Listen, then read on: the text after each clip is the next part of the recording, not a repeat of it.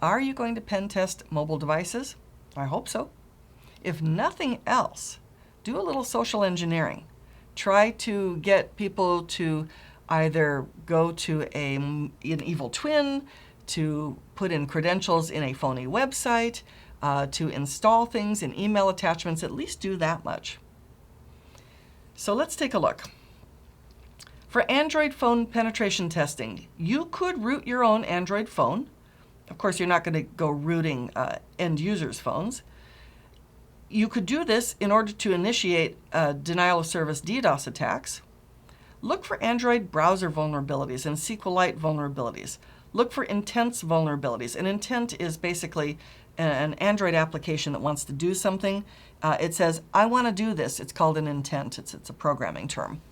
Look for capability leaks. There are plenty of Android hacking tools, and so try using those. For iPhone penetration testing, you could, to learn, jailbreak an iPhone. You could unlock an iPhone. You could bypass the passcode with SmartCover or use Metasploit to try to hack the iPhone. Look for an access point. Look for data transmissions on Wi-Fi networks. Determine whether it's possible to send malicious data to the iPhone. If they're jailbroken, the answer is yes. In fact, you could probably just scan for them and connect to their SSH backdoor and just start stealing stuff right from them without them even knowing.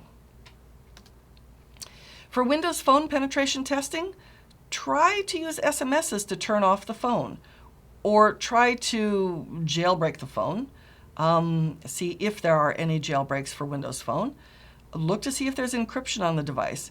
See if Internet Explorer has vulnerabilities. For BlackBerry, try to use just BlackBerry hacks like blackjacking. It's like, bluejacking the BlackBerry device. Look for flaws in the app code signing process. Try to send an email exploit or launch a denial of service attack. Look for any BlackBerry browser vulnerabilities. Try to find files that are password protected. There are mobile penetration toolkits right here that you can use to do all those things we were discussing. There's Quark, OWASP Zap, IBM Application Security, Drozer, Xanti, Dsploit, Hackcode, even more. And here's just an example of one. So try using some of these mobile pen test toolkits to try some of those things that we discussed earlier. Okay, let's review what we know. Mobile devices are subject to the same types of devices or types of attacks that other computers are. Use Wi-Fi or a cellular network to scan mobile devices for open ports. It could be an indicator of a jailbroken device. Be cautious if you're going to jailbreak or root a device because it bypasses normal firmware digital signature security. And the jailbreak app, the app used to jailbreak the device, is itself likely to already be compromised. Most people do not take mobile device security as seriously as they take laptop or other computer security. Consider the inherent security differences in mobile OSs.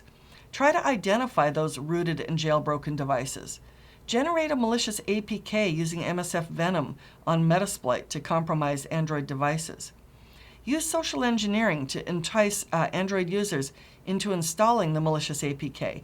And if you can get it, and you can look around and buy this online, by the way, use that malicious iPhone charger, the MacTans charger, to deliver an exploit to a non-jailbroken iPhone. So with that, let's get on to Lab 16, Hacking Mobile Platforms.